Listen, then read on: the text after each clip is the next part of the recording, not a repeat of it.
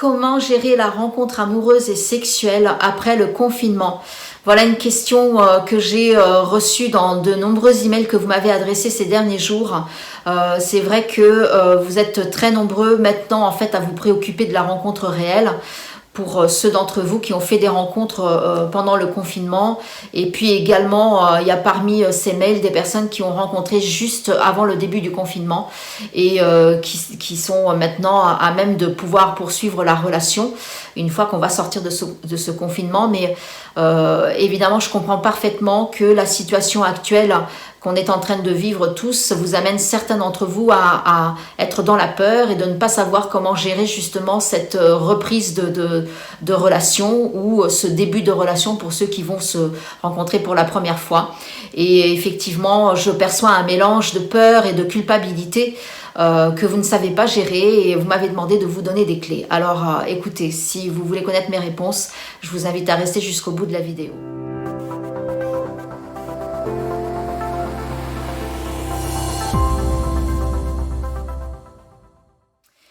Bonjour, je suis Christina Marquez, je suis psychopraticienne spécialisée en dépendance affective et relations de couple.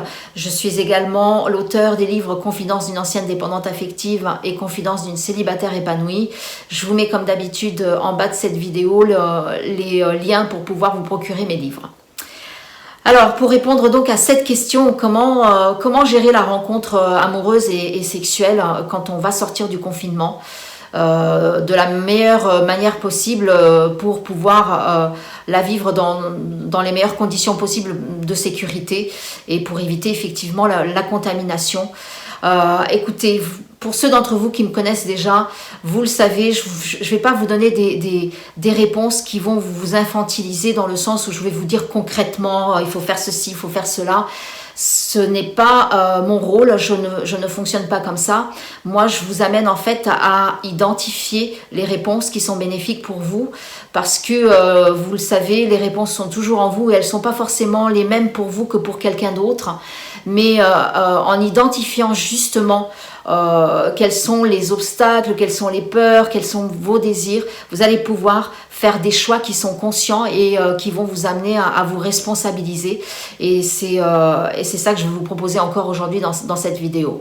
La première chose que j'ai donc envie de vous suggérer, c'est de vous amener à prendre conscience que dans cette situation, il va y avoir effectivement la rencontre réelle où vous allez vous revoir pour ceux d'entre vous qui avaient déjà vécu cette rencontre juste avant le confinement et d'identifier qu'effectivement il y a un désir de vivre cette rencontre d'une certaine manière qui va pas être la même pour tout le monde et c'est là où je vais commencer par vous amener à identifier comment est-ce que vous voulez la vivre cette rencontre. Est-ce que il y a deux possibilités.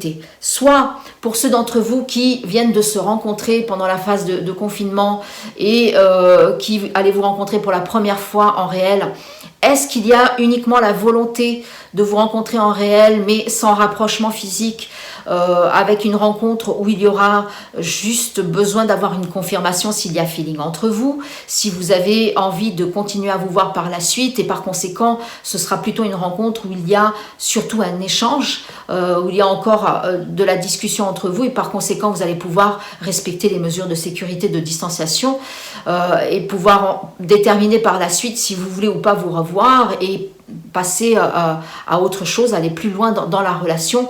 Donc c'est important que vous déterminiez si vous êtes dans ce cas-là ou si vous êtes dans le deuxième cas où la relation est allée suffisamment loin, où vous savez qu'il y a une volonté, un désir que dans cette rencontre il y ait un contact physique, voire même vous êtes déjà presque sûr ou en tout cas vous sentez que vous allez avoir envie d'avoir des rapports sexuels et effectivement il y a la peur de la contamination et au-delà de la peur, il y a la peur de contaminer l'autre, il y a la peur qu'on soit également contaminé, donc qu'on vive soi-même la maladie, mais il y a également la culpabilité si on est amené à réaliser que c'est nous qui avons contaminé l'autre. Donc c'est important de prendre conscience de ça parce que selon le premier ou le deuxième cas, vous n'allez pas vivre les mêmes peurs. Dans le premier cas, les peurs sont gérables beaucoup plus facilement. Vous prenez beaucoup moins de risques, quoique vous l'avez compris, la vie est faite de risques. Et vivre, c'est accepter de composer avec ces risques-là et de prendre conscience des conséquences. Et c'est là où je veux vous amener.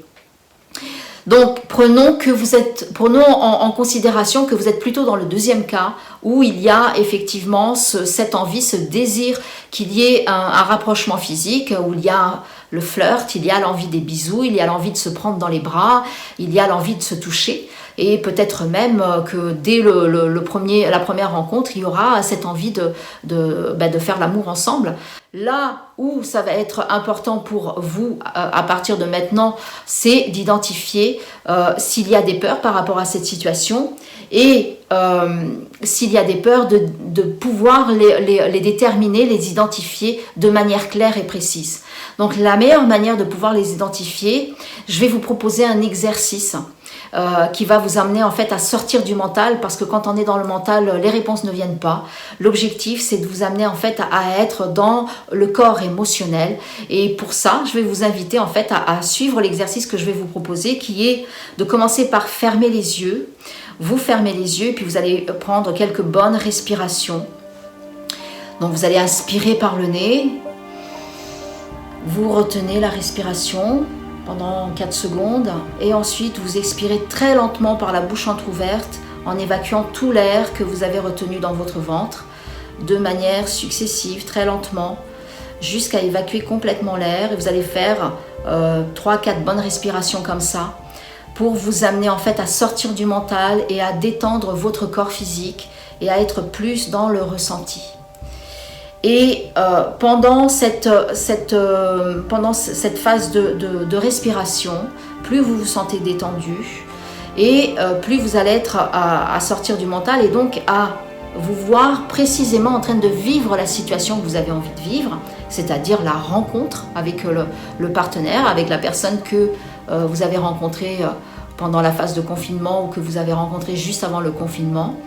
Donc je vous invite à vous sentir comme si vous étiez en train de vivre réellement la rencontre et à la savourer pleinement et à laisser venir les émotions qui se présentent à vous sans les contrôler, sans vouloir les fuir, sans vouloir les éviter.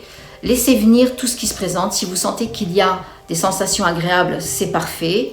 Accueillez-les, mais si vous sentez également qu'il y a des sensations désagréables et que ça vient vous montrer des peurs qui se présentent à vous spontanément, accueillez-les également. Soyez uniquement dans l'observation. L'objectif, c'est de taire l'agitation mentale et d'être uniquement dans l'observation de ce qui se présente. Et le meilleur moyen d'être dans l'observation, c'est de ressentir ce qui est en train de se passer à l'intérieur de vous, en vous imaginant en train de vivre cette situation, la rencontre de manière réelle. Une fois qu'il n'y a plus de messages qui se présentent à vous, qu'il n'y a plus de peur, que les sensations agréables et désagréables s'arrêtent, eh bien, revenez dans cette pièce, revenez dans l'instant présent, ouvrez les yeux et je vous invite à prendre un stylo et un papier ou un cahier et à noter les émotions désagréables qui se sont présentées, qui en fait représentent des peurs par rapport à ces situations-là. Peu importe ce qui vient, notez-les. Et pourquoi je vous invite à les noter? Ça a un objectif. Je sais que en général, l'éducation que vous avez reçue, la plupart d'entre nous, on a reçu comme enseignement de ne pas écouter nos peurs, de ne pas leur accorder d'attention et donc en quelque sorte de les fuir. Moi, je vous invite à vérifier si jusqu'à présent le fait d'avoir fonctionné comme ça, est-ce que ça vous a permis d'éviter de vivre dans votre réalité les peurs que vous aviez. Et même souvent des peurs dont vous n'étiez pas conscient et en réalité, elles vous ont explosé à la figure. Ça a été des chocs émotionnels que vous avez vécus parce que justement, avec l'éducation qu'on reçoit, c'est l'inverse qui va se produire. On n'a tellement pas appris à accueillir nos peurs de telle sorte que ça va nous permettre de les anticiper justement, que effectivement ce qui va arriver, c'est que on va pas les éviter d'arriver dans notre vie, c'est l'inverse qui va se produire, elles vont quand même se manifester et à l'inverse elles vont créer un choc émotionnel parce qu'on n'était pas préparé à les accueillir. Donc sachez que le fait de prendre conscience de vos peurs, ça va vous permettre de les libérer. Une des manières les plus efficaces de les libérer, c'est de commencer par faire cet exercice et ensuite de vous autoriser à les verbaliser. Alors, dans cette situation-là, la meilleure personne à qui on peut les verbaliser, c'est avec le partenaire en question qu'on est sur le point de rencontrer ou de revoir après cette phase de confinement. Ça va vous amener d'une part vous à libérer ce qui était retenu en vous, qui était anxiogène, qui vous amène à être dans un mal-être. Et d'autre part, ça peut vous amener en fait à développer une complicité avec votre partenaire. Si ça se trouve, il a les mêmes peurs que vous. Et le fait que vous les verbalisiez, ça va lui permettre lui aussi de se sentir à l'aise pour vous verbaliser également ses propres peurs, dont il va peut-être prendre conscience au moment où vous allez lui exprimer les vôtres. En tout cas, ça a pour but de vous permettre d'identifier si vous êtes sur la même longueur d'onde ou pas avec ce partenaire en verbalisant vos peurs et en vous donnant le droit d'être authentique, parce que l'objectif c'est ça, c'est de continuer à être authentique dans la relation comme je vous l'ai déjà démontré et que je vous ai invité à le faire dans les précédentes vidéos que je vous ai déjà partagées. Donc ça c'est une des choses, le fait d'identifier vos peurs, de les verbaliser, ça va vous permettre de commencer à libérer vos peurs, ça c'est la première chose. Et ensuite ça vous permet également d'anticiper la peur même si elle se produit dans votre réalité. Souvent le fait de prendre conscience de nos peurs, ça va nous permettre de les libérer partiellement ou même totalement, et ce qui nous amène en fait à ne plus avoir besoin de vivre la situation qui correspond à cette peur-là, parce que en fait dans notre corps émotionnel on l'a déjà vécu, et ce dont on a besoin c'est ça, c'est que le corps émotionnel puisse se libérer de la peur. Donc en fait que vous l'ayez vécu de manière consciente, de manière imaginaire ou de manière réelle, pour le subconscient il n'y a pas de différence, à partir du moment où ça permet justement au corps émotionnel de pouvoir évacuer la peur. Mais sachez que si vous avez encore besoin de vivre cette situation qui représente là où les peurs que vous avez, en tout cas vous allez pouvoir l'anticiper d'une manière beaucoup plus efficace que vous n'auriez pu le faire si vous n'aviez pas pris conscience de vos peurs et vous auriez été confronté à la peur de manière où vous l'auriez vécu comme un choc. D'avoir identifié ces peurs-là, de les avoir verbalisées à votre partenaire, ça va vous permettre également de vous poser une question qui est essentielle, et les réponses que vous allez apporter à cette question-là va vous amener à faire un choix qui est un choix qui va être conscient et qui va être un choix responsable. Donc vous allez vous poser la question suivante: est-ce que par rapport à ces peurs ou cette peur que je viens d'identifier, qui représente donc des conséquences qui sont désagréables par rapport à la situation que je veux vivre, qui représente un désir et un besoin pour moi, qui est de rencontrer mon partenaire et de me donner le droit de vivre cette rencontre avec un rapprochement physique, est-ce que dans ces peurs-là, ces conséquences-là qui représentent ces peurs-là, est-ce que je suis prêt à les assumer? Si la réponse est oui, ça veut simplement dire que vous êtes prêt à vivre donc la situation de rencontre avec rapprochement physique, en étant dans la conscience que vous êtes prêt en fait à assumer ce qui peut en découler. Vous ne pouvez pas avoir de réponse sur ce qui va en découler. La vie n'offre pas ce genre de garantie. On ne peut pas savoir, vous êtes face à un inconnu, mais vous avez déjà identifié que vous êtes capable d'assumer cet inconnu et de gérer le moment venu quand il va se présenter à vous. Par contre, si la réponse est non, je ne suis pas prêt à faire face à justement ces peurs, à une ou plusieurs de ces peurs, je ne suis donc pas prêt à faire face à ces conséquences-là, eh bien, la réponse veut juste vous dire que pour le moment, vous êtes juste un être humain avec des limites et qu'il est bénéfique pour vous de ne pas passer à la rencontre réelle, en tout cas avec un rapprochement physique, parce que pour le moment, vous n'êtes pas prêt à assumer les conséquences qui pourraient découler de ce rapprochement physique. Donc, au moins comme ça, vous allez pouvoir poser l'action qui va répondre à votre besoin actuel. Alors ça ne veut pas dire que vous n'allez jamais vivre cette situation-là où vous allez rencontrer le partenaire et vous donner le droit de vivre ce rapprochement physique. Ça veut juste dire que pour le moment, vous avez des limites et que dans ces limites, il y a bien évidemment ces peurs. Mais le respect de soi, c'est également accepter que dans l'instant présent, il y a ces limites qui sont là et se respecter soi-même, c'est accepter de composer avec ces limites pour le moment et d'accepter que vous avez déjà pris conscience de votre désir. Quel est votre désir? Votre désir, c'est de rencontrer la personne, qu'il y ait un rapprochement physique à un moment ou à un autre, mais que pour le moment, ça va au-delà de vos limites et que justement, vous n'êtes pas prêt à les assumer. Donc c'est accepter de ne pas vivre la rencontre de cette manière dans l'instant présent et c'est composer avec jusqu'à ce que vous soyez prêt à vivre la rencontre physique avec la rencontre réelle avec un rapprochement physique.